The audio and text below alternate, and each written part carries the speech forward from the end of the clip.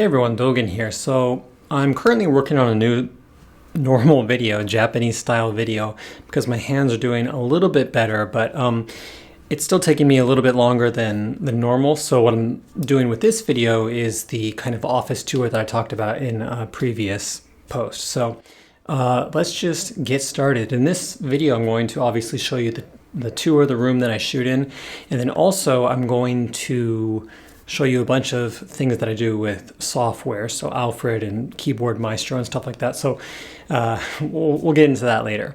So the first thing that I want to do is I'll do a couple kind of normal takes of me saying a Japanese line, and then we'll use that later when I go into the editing mode. So here's a couple takes. 今から日本語の講座を行います。今から日本語の講座を行います。今から日本語の講座を行います。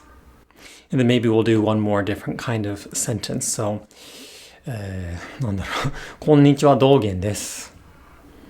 皆さん、こんにちは、道元です。皆さん、こんにちは、道元です。Okay, now that we've got that weird bit out of the way, what I'm going to do now is I'm going to shift to my iPhone camera so you guys can see exactly what it looks like when I'm shooting. So let's do that now. And hopefully this doesn't cut out while I'm recording, because recently I've had a little bit of issues with my cell phone camera, but hopefully it's okay. All right. Okay, so here we are on the other side of the camera. One of the main things in terms of my work philosophy is that I try and be very particular about aesthetics. And aesthetics are completely subjective, obviously, but I really like the way that Apple products look and feel, which is why I use a MacBook. And that's the reason I got this particular desk, as well as that backpack that I'll show you guys in a second. But for me, computer performance isn't nearly as important as creating an environment, a work environment that, lends to creativity, so to speak, for my particular, to get my creative juices flowing, rather. So I use a MacBook Pro, and I just plug my Blue Yeti microphone straight into it. I've got my card attached right now, actually, and I'll get into this in just a bit, but for the camera, I use a Blackmagic Cinema Pocket camera, Blackmagic Pocket Cinema camera. This is the original one and not the 4K one. I actually don't intend on upgrading to the 4K one because I like the image that this one puts out so much. The texture, kind of the film look, the grain that this thing puts out just normally without any effects applied, just looks amazing. I absolutely love it. And then I use a speed booster and then a Sigma 30 millimeter 1.4 art lens with a FD variable filter on the front so I can get the nice bokeh. I got all of these things used and I've been using all of this since day one, and I don't plan on upgrading any of it ever.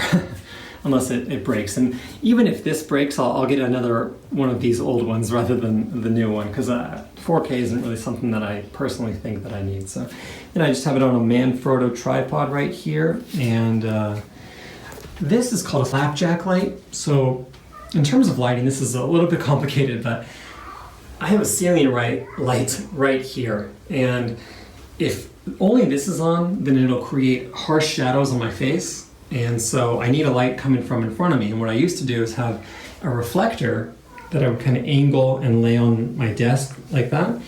But because this room is so small, every time I put the reflector there, it would take up half the room, and I'd have to put it there and take it away after every single shot. So it was kind of a big pain. And I want to simplify things and streamline things. So I got this flapjack light that's extremely small, has a very, very small footprint, and because the light comes out diffused already, you don't need any additional softbox or anything like that.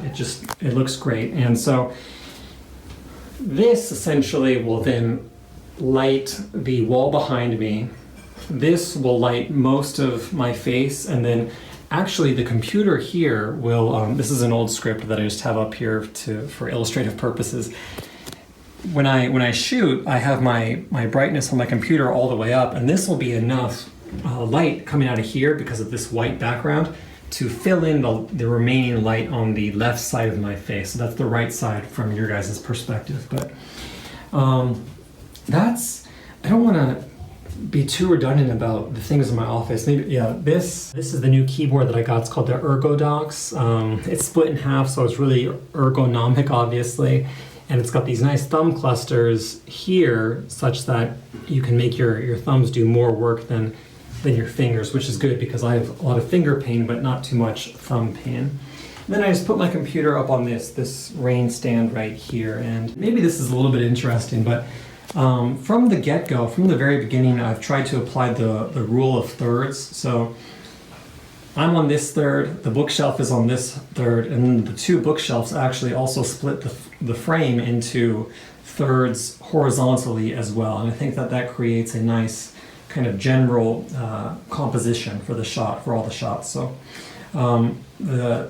my videos look very simple, but a lot of thought went into the general setup. That's basically everything for the hardware side of things. So now what we can do is hop into the software side. So software, this is what I really want to concentrate on for this particular video, because I hope that the information that I provide here will be useful for certain viewers. Certainly some of this information really fundamentally changed the way that I used computers, and it helped me out immensely. So what I'm going to be concentrating on for this particular video is two programs.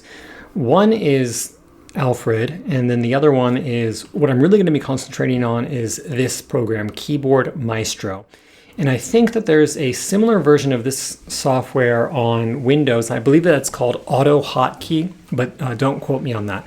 Anyways, let's just get started. So right now I've got my SD card plugged in, and if I open this, we can see that the only file on the SD card is the video from the camera. And if we open Alfred, Alfred is essentially just a tool that, it's like Spotlight, so it enables you to quickly search through files on your computer, but I'll talk a little bit about the details later. For now, we're going to open the Audio Hijack folder. So this is the other folder that my audio from my Blue Yeti microphone gets recorded into. So I record video on my Blackmagic camera onto an SD card, and it goes into this card that's currently plugged into my computer, and then the audio goes on into this folder, Audio Hijack. So these are in two separate folders right now, and this is kind of a pain for me because when I open my Final Cut Pro project, it means that I have to navigate different folders to import the media that I need for each project before I start editing. So we're going to try and do something right now and see what happens. We're going to eject the SD card, Command E.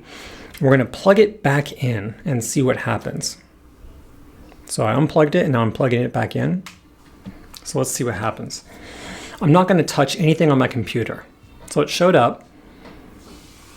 And now we can see the folder. It's going to disappear in a second, but the audio file is in the folder. So why is this? What happened? This is because I've used Keyboard Maestro, this software, to set up a workflow that will automatically move that file to my SD card. So it searches, it locates the file named audio.aiff, and then it moves it to this, which is the SD card folder. And this happens automatically because this workflow is triggered when this volume, this SD card, is mounted to the computer. So all I need to do is plug in the SD card, and this software will automatically move the audio file onto the SD card folder, and then it'll pause for 1.5 seconds to make sure the transfer completes. Then it'll open, as we saw, and it pauses for 5 seconds such that I can look at it and confirm that it's finished, and then the computer will type the Command W keystroke and close the window. So all I need to do is plug in the SD card, something that I normally do, and Keyboard Maestro, this software, will take care of the rest. It'll prepare my software for importing to Final Cut Pro. Now, when it comes to Final Cut Pro, I've got several different templates that I use. So I have a comedy template, I have a phonetics template, I have a template for the work that I do with Yahoo, but excuse me, we're going to copy the normal comedic template to the desktop right now. So Command C, Command V, right? We're going to open it, and normally what you would do, what I did for many years, is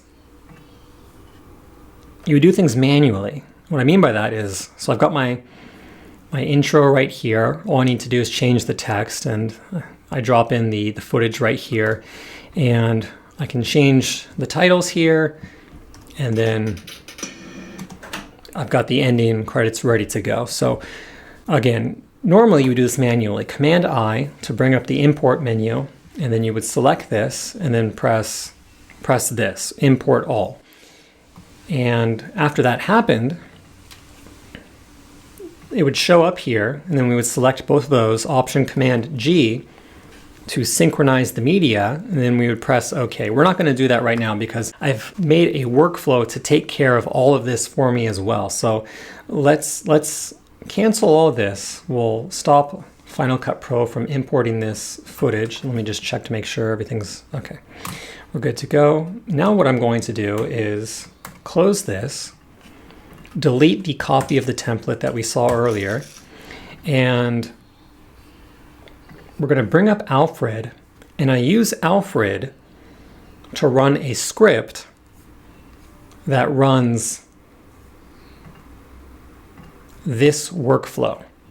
Prepare template for editing. I'm aware that you can run these from hotkeys or by scripts by name directly from Keyboard Maestro, but I prefer Alfred, so I won't get into that topic right now. All I do is do PT. I press PT, and this triggers this prepare default template for editing. So once I press enter on my computer, a bunch of things are going to happen. So I'm going to try and narrate the whole process very quickly. So I'm going to press enter now. Okay, so the computer is going to copy a copy of that template to the desktop real quick, and it's going to open Final Cut Pro. It's going to open the import menu, import those two files, the audio and the video. It's going to synchronize them together and call that synchronized file sync. Then it's going to wait 30 seconds or so because sometimes audio video syncs can take a little bit of time, and it didn't take any time right now because the video that we're using, the example video, is a minute long, but normally the videos that I use are about an hour, sometimes an hour and a half, so it can take a little bit of time. So I've just given 30 seconds as the default such that the computer can think and work its way through if necessary. Okay, it's going again. So it drops the file into the timeline. Again, I'm not pressing anything.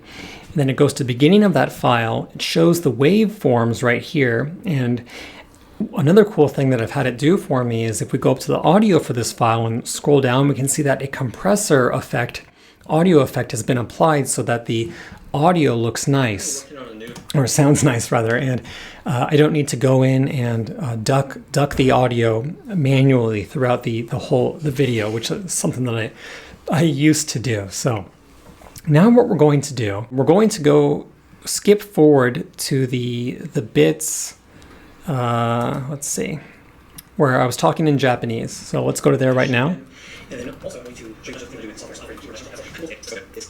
I'll do a couple. Okay, here we go. Here we go. Cut.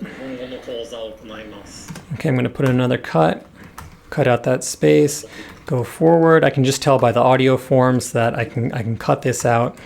And then I'm going to go make another cut right there. Okay. Okay, oops, sorry. Going to put in another cut right there.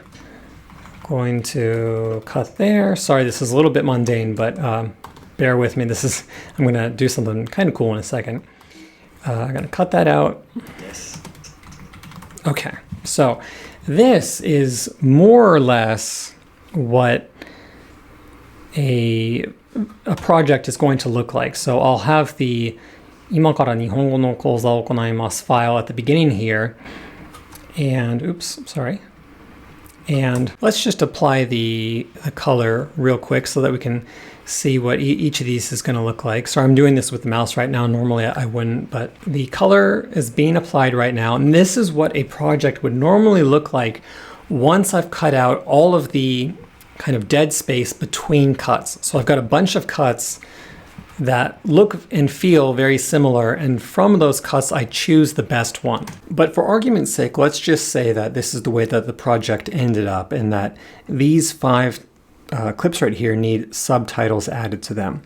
Now, one thing that I could do is I could copy this from the beginning, and then I could paste it there, and then extend it to the end, and then quickly cut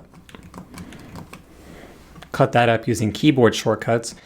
But I recently wrote an algorithm, or a macro rather, for adding titles as well. So what this macro is going to do, I'm going to press Option S, insert standard title at cursor location. So what this will do is, by pressing again Option S, it'll set the keyboard layout to US, it'll type this keystroke, it'll pause for a second, it'll type standard, and it'll do everything else that you see here. It'll move the mouse to a certain position and click there, and then it'll do all this stuff. So let's see exactly what happens when we do this. So again, all that I need to do now is press Option S. Let's try that, Option S.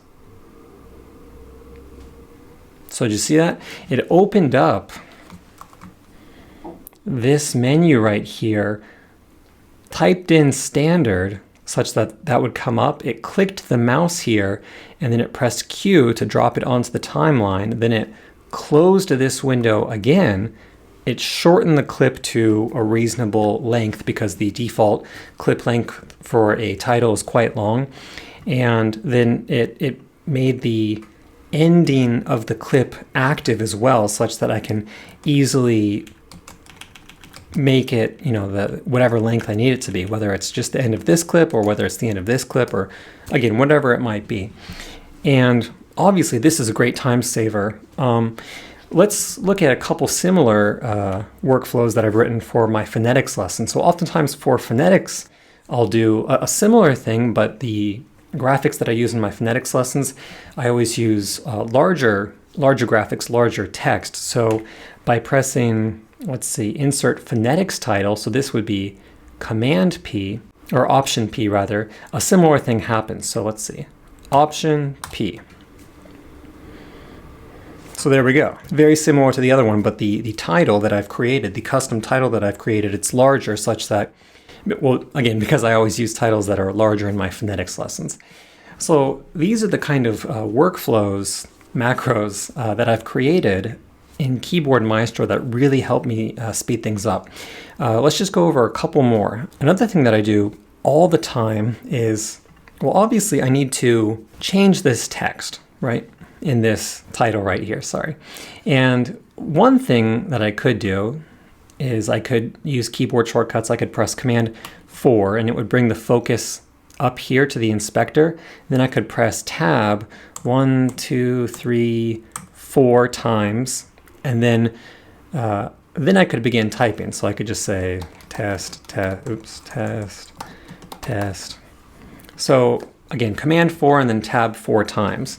That's one way to do it. I could make Keyboard Maestro do that for me, so I could make the program press Command 4 and then Tab 4 times. But what I've actually done, because I found it to be the quickest, is I have, where is it? Text selection. So this is a really simple macro, and I think it really illustrates the power of Keyboard Maestro, and it's easy to understand is what I'm trying to say, what this program can do.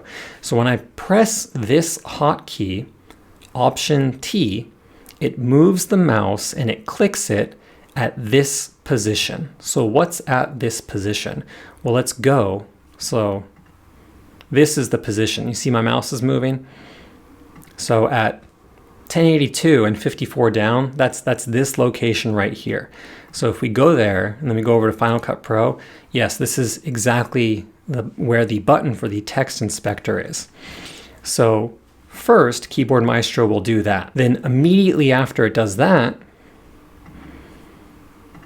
it goes here, a little bit down, into the text box, and it triple clicks. And this is because when you triple click inside of a text field, it selects all the text. So rather than needing to do Command 4 and then tab, tab, tab, tab, then start typing, I can just do Option T. And I'm immediately there, ready to type. So I can, again, say, this is a test, and then Command 2, I'm back in the timeline space. Okay, now I'm in the next title, or hovering above the next title, so we'll just do Command T again, and I'm back up here, test, test, test. And really the things that you can do with this software, it's really limitless. So another thing I do all the time in my phonetics lessons is, and sorry if this is maybe unnecessary information for a lot of people, but again, this really helped me out. So if this can just be useful for just at least some of you guys, I really want to provide that information for you. So one thing that I do in my phonetics lessons quite often is I'll make a little bit of text, some text, not as opaque as other text, so I'll lower the opacity a bit. So for example, if I'm going to, let's see, we'll write the word Tanaka, so a Japanese name. Let's say that we need the na and ka to be not as opaque, not 100% opacity, not at 100% opacity. So what I used to do is I would select them like this, and then I would scroll down here to the face menu, press show, scroll down a bit more, click on this opacity button, type in 30, press enter, and then that was it. And then I would scroll back up and do what I needed to do, potentially go back into the timeline or whatever. So obviously, if I'm doing that, I don't know, 20, 30 times throughout a lesson, and sometimes I do that, you know, it's a real pain. And oftentimes I'm in these other menus and I need to go over here, and then I need to go down to this menu, and it just takes a long time. And because this, you have to scroll to reach it unless you extend this like this. Well, even then you need to extend it on this computer. You know, I just wanted to make a macro that would take care of all that for me. So let's try this. We're going to select that same text again, but let's go over to Keyboard Maestro and look at the workflow real quick. So set selected text opacity to 30%. So when I press Command 3 within Final Cut Pro, only in Final Cut Pro, it'll move the mouse to the position that I need to. It'll scroll the mouse down for me. It'll click to extend that menu for opacity, the face menu.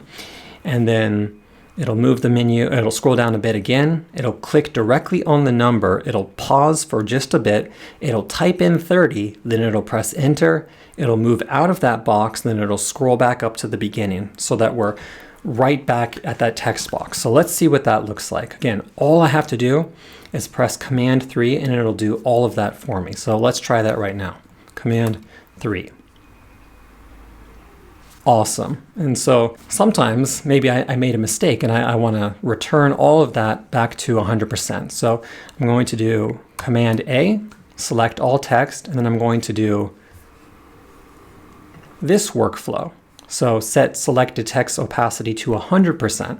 So it's just like the previous workflow, except rather than 30, it's 100. So all I do, Command 1, and we're back. So I can easily switch between 50%, 100%, and 30%, the three numbers that I have set. So this is Keyboard Maestro, and this is how I use that program within my particular editing workflow. There's just one additional kind of workflow that I have that I wanted to share with everyone, because this is something that I think that many of you, my viewers, potentially people like me living and working in Japan, could really benefit from. So as someone who kind of runs their own kind of mini business, so to speak, one thing that I do regularly is input my expenses into a spreadsheet, and then I convert that to US dollars if I buy something in Japanese yen. Then I put in the date, and then I put in the name of the item. So this right here is a balance sheet, but this is a copy of my actual balance sheet, and it's got a bunch of incorrect numbers, and it's just got the same items repeated over and over again. So computer, camera, mic, software, sound panels, computer, mic. And I've done this because obviously I can't share my actual balance sheet on YouTube, but this should work for what we're trying to do. So every time I buy something, so let's say I'm going to buy an external graphics card, because that's something I do plan on doing. So I could say external graphics card. So I would type this in manually. Graphics card. Card. And then I would say, okay, today is June 12th. And then I would say, okay, I bought it in Japanese yen, and let's say it happened to be 5,000 yen, which is about $500, but we need to figure out what that actually is, such that when we report our taxes to the IRS, we can deduct that exact amount. So, write that off as an expense. So what I used to do is I would copy that amount, and then I would go to this website, currency converter, and then I would paste that in here, copy this, and then go back to this document and paste it in. And all of those steps individually aren't, it's not that big of a deal to do that whole thing. That whole thing took maybe, a minute. But I can't stand working in spreadsheets. It's just, I dislike it more than basically anything in the world. And I have a feeling many of you might be like that as well. So I wanted to write a workflow that would automate this. And so I'm going to demonstrate that workflow for you guys now. So we're going to save this and close it. Now what this workflow is going to do is I'm going to trigger the workflow with Alfred, and you'll see this in a second, and then it's going to open that file. It'll input the amount in Japanese yen. It'll automatically convert that using an Alfred workflow into USD. It'll use a variable to put in today's date, and then the only thing that I'll have to do is write down the name of the item. So let's delete this external graphics card from the file, and we'll try and see if this works. So summon Alfred. Again, normally I do this with a keyboard shortcut, but yen expense is the trigger that I have, or the keyword that I have for this particular workflow. So all I do is summon Alfred, type YE, and then enter the yen expense amount. So 50,000 yen. And then I just press enter, and I'm not going to touch anything. The computer's going to take care of all the rest. Let's try this.